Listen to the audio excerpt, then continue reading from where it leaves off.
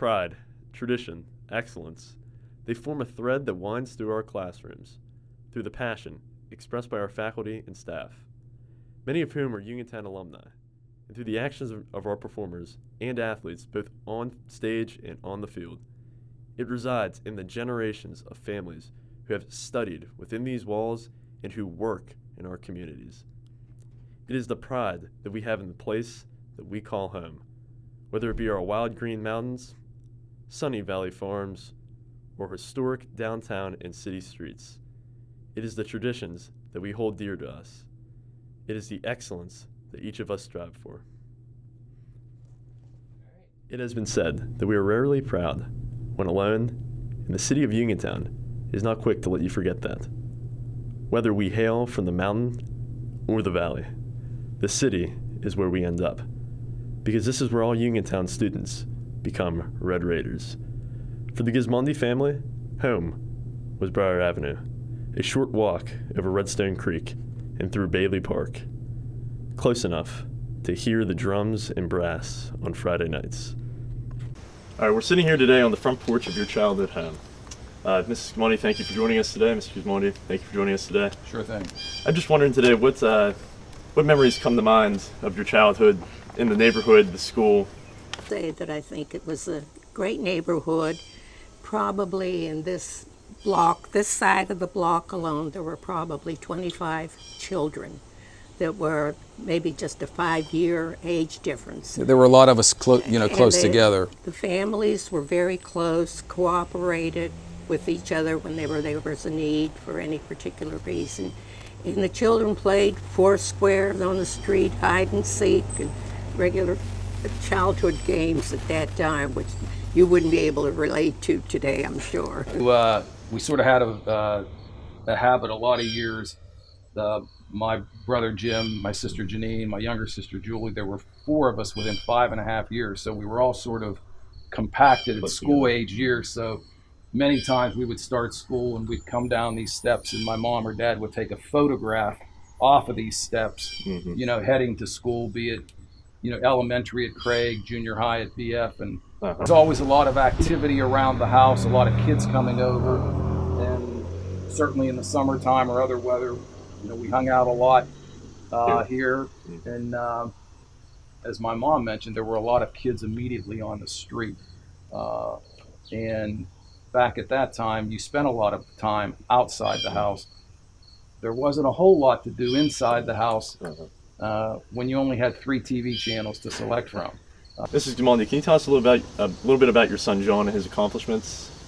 I remember saying to his father, when John was about 3, I would say, maybe 4, I don't remember exactly, but I looked around and I said, I would not want to predict what any one of these children will do when they grow up, but I would like to say that this one, and I pointed to him, I said, will either go to the top in his chosen profession or he'll fall flat on his face. There's nothing mediocre about him.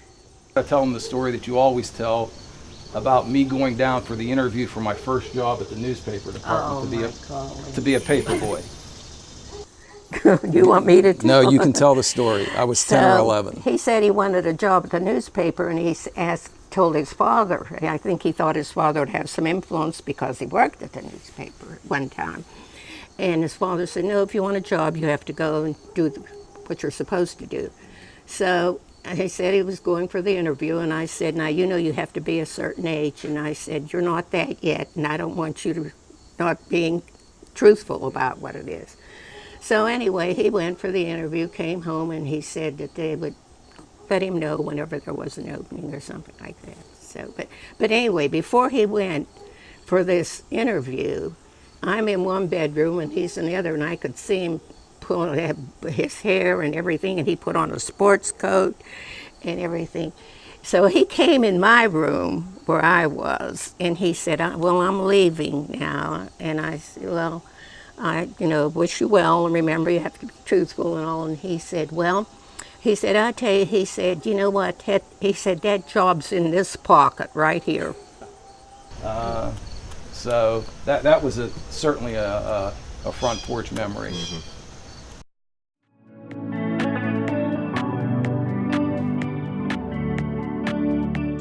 What's different today, or then, as today? Well, in the town generally, what's different is the downtown area. You know, we had no Uniontown Mall. I don't think the mall even opened until I was a senior in high school. So Main Street downtown was more the center of the activity. And for me and some of my buddies, and much to my parents' regret, we spent a lot of time on Main Street at the State Pool Hall that used to exist down there underneath the State Theater. That doesn't exist anymore. But downtown on Main Street was more the focal point. Today, all of the stores and retail are, you know, clustered at the mall. Yes. So that's a big difference. As a kid, you know, this is where we played baseball, although the baseball for Little League was on the other side of the park back then. And then when I got older, played on the larger field. So I remember this was a focal point, and I used to come down here when I was young, and there was a guy who was here every day who sold popcorn and snow cones. And when I was 10 or 11 and 12, if I didn't have a game, I would go and work for him. And so I would work for 2 or 3 hours, before or after a game, and my reward or my pay was 1 free snow cone and 1 free container of popcorn. I remember that. And then, as soon as I graduated high school, my job in the summer that year, and then for the next 2 or 3 summers, was I was in charge of the maintenance crew for not only Bailey Park, but for all of the playgrounds in the city. So we would meet down here at Bailey Park every morning. I would Was there a group of you? Was there it was myself, and then I had a crew of about 4 other younger, some of them high school students, another one, a buddy of mine. So we would get in this rickety old truck each morning that we would pick up here, and we would drive around to Boyle, to Berkeley, to Craig, do whatever had to be done, because all of those playgrounds were open in the summertime. We would do whatever maintenance had to be done there, fix a basketball hoop, fix equipment, do whatever. And then we would end every day by coming down here to the 2 ball fields at Bailey Park. We would drag the field, line the field. For games that night? For games that night, sure. We would do that every day, and if there was rain, we would, brush off the rain, try to get the fields ready. What can you say about weekends, like Friday nights, Saturday nights, football games? Football games, home or away. Always packed? Games always? The crowds were good. I remember they used to shuttle the students, make them sit on the one side, and not on the good side. That's what we're lacking anymore, is student participation. We can't get kids out to come to the games anymore. Well, that gets into the whole subject of, the importance of school spirit and success in the athletics for the student body. We had a lot of success back then in basketball when I was younger, and in football, and that sort of feeds on it, on itself. The Uniontown tradition is built by the thousands of hands that have nervously tapped pens against desks on test days. The thousands of eyes that have watched scoreboard clocks seem to speed up or slow down as they got closer to 0. And the thousands of voices that have sung Uniontown, oh Uniontown, on Friday nights. The Uniontown tradition is built by academics, athletes, artists, and artisans who have left these classrooms behind to go into the world and do great things. The Uniontown tradition shapes us and stays forever in our memories. We both share the tradition of being class president. You in the class of 1971, and me in the current class of 2018. And what do you remember from your senior year? I remember 1971 was a long time ago. The other thing you have to undoubtedly you remember about high school are which were the teachers that inspired you, that could spark some interest in something, because those are the ones who really, made an impression on you. And more so than the class or the subject matter, the teacher was far and away the most critical element in the classroom, was the teacher. That had the most impact. Absolutely. Could they motivate you? Could they hold your interest? Could they stimulate something in you? And certainly I can think back of teachers who did that. So that, more than the subject matter in the class, is what was important, to me. Here's here. You guys won what? 2 section titles? 1-2, tied for another one, lost it in a playoff, but unfortunately back then you had to win the section, dude. To make the playoffs. Well, to make the state or WPIL playoffs, Okay. you had to win the section outright. So we won it 2 years, lost in a playoff to Laurel Highlands senior year. They had a very good team. Okay. They had a very good team, and we had a very good team. Who was the coach at the time? Abe Everhart. Abe Everhart. Okay, Mr. Yeah. Okay. But unfortunately, my senior year, probably our best player broke his leg. Yeah. Jess Hudson. So that hurt us. But that was the heyday in Uniontown basketball and football. I mean, I grew up in the '60s, and it was tremendous success, a lot of tradition. There probably wasn't a school in the state that had a better performance, than Uniontown. better tradition than Uniontown throughout the state, and they were playing in the highest classification, at that time. So they knew when you guys came in, Uniontown stuff, it was the real, right. Yeah. And frankly, growing up as a kid, when you see all of that, that sort of inspires you. And you want to be a part of that. You want to be part of it. Yeah. And so I remember being really a young kid coming into this gym to watch games and saying, gee whiz, that's something I'd like to do. I remember going to playoff games in Pittsburgh. I remember going to state championship games in Harrisburg. And so back then it was an accomplishment to make the team and be part of it.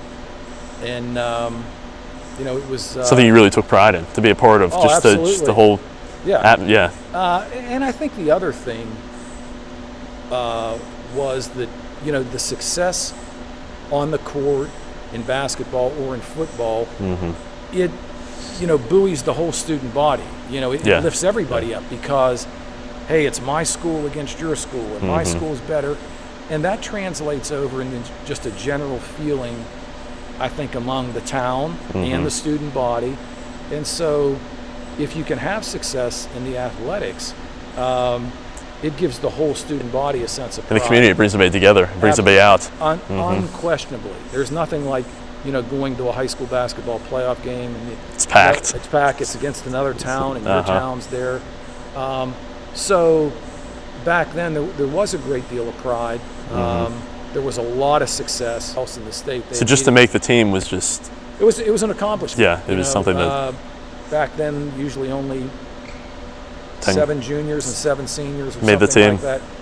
And when you had a big student body of 480 or whatever, so it's a tough draw. Yeah. It was an accomplishment, but as I said, it uplifts the whole student body and the town when you have success. And Uniontown throughout the 60s and into the 70s, and back when I was growing up, I think there was a lot more basketball being played. Outside the school. Every community had a local elementary school that had a playground, and so there was a lot of basketball courts, frankly, for people to play at. Yeah, people could play, and every neighborhood had one. So that that helped as well. But I think more than anything, it was the success of the team creates pride, creates tradition, and inspires younger people. Excellence is rarely recognizable in the moment. It is not until we leave this place and go into the world where our academics and ideals will be tested by students from other schools, by new job opportunities and endeavors, that we fully understand what our days at Uniontown have meant to us. In the meantime, all we have is numbers, seconds on a clock, AP test scores, volunteer hours, first chair, scholarship money, a 3-point lead. Numbers don't guarantee success, but they are a metric that allows us to see how far we have come and reminds us that great things are within our reach. So as I begin my senior year of high school, I'm looking forward to be a film major. I'm looking to continue on with your nice donation. It really helps me with my career. I want to attend Penn State University. I know you went to Pitt University. I did. How did you make your decision to attend Pitt?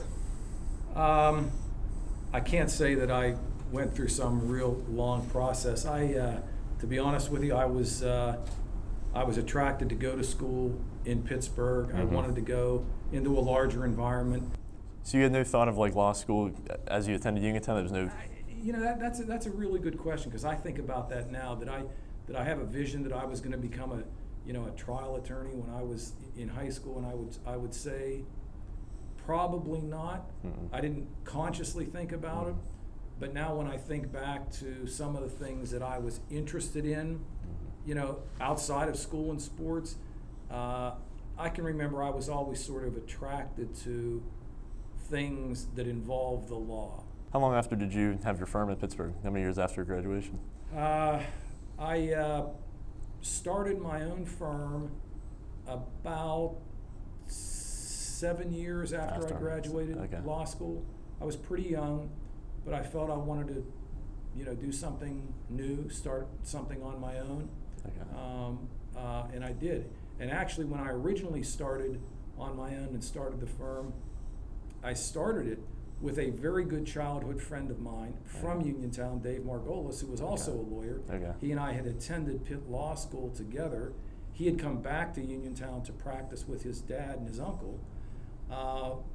But he got a little antsy and wanted to do something new, and so he and I got together as two ex-Uniontown guys and got together in Pittsburgh and started our own firm. And then to branch off, I wanted to get your overall thought on the whole area that you've donated, the studios. Yeah, I mean, it's something that I'm happy to do. I had conversations back in the spring with the superintendent, Mr. Macheski, who he and I are longtime friends going all the way back to junior high. Mm-hmm. And I had approached him saying I wanted to do something for the high school. Tell me what a priority would be that would really improve the educational experience. Mm-hmm. He came back to me with this idea, set a goal of having it ready when school started this September, and they met the goal. They met the goal. But my goal was to do something that would enhance and improve the educational experience of kids in Uniontown, because this is where I went to school. This is where my brother and my sisters went to school. Mm-hmm. And I had a strong feeling that I didn't want students in Uniontown to somehow feel that they were inferior or they couldn't compete. Couldn't compete, mm-hmm. Didn't have the the materials to compete, the tools to compete. Mm-hmm. With other schools like in Pittsburgh, the bigger schools, yes. Absolutely. So that was a big motivation. It was a good idea, and I think it has a lot of promise to inspire kids to do a lot of different things. Mm-hmm. Inside the classroom, outside the classroom. The equipment has remote capabilities. You have the studios here, both the audio visual and the audio studio. So I think there are any number of things that students can do in creating audio-visual material. Mm-hmm. I think it's got the potential to enhance the learning experience, spark a passion in somebody. Mm-hmm. And there's nothing greater that the educational environment can do, be it a teacher, be it equipment, than sparking some passion in a student. So if that can be done, then this is a success on all levels. On all levels, absolutely. Yes. Mm-hmm. Absolutely. Pride, tradition, excellence. 3 pillars upon which the achievements and dreams of students who have gone before us are built. With the new Gismondi Center for Media Arts, Uniontown students get an opportunity to build a 4th pillar, innovation. This learning environment represents a paradigm shift. No longer are students passive recipients of material created by other hands. With this new endeavor, Uniontown students have an opportunity to look ahead to a world where their legacies are the ones being discussed, and downloaded, and streamed, and liked, and shared. The new Gismondi Center for Media Arts, an expansion of the library, provides several dynamic spaces. The Raider Production Studio for live broadcast or recording footage for post-production. The Sound Studio for recording, mixing, and audio production of instrumental or vocal musical performances, and the spoken word. The Adobe Creative Cloud Studio gives users access to a collection of software for graphic design, video editing, web development, photography, and cloud services. Now, more than ever, new doors are opening for students to develop career readiness and continue in the excellent tradition of Uniontown Area High School, home of the Red Raiders.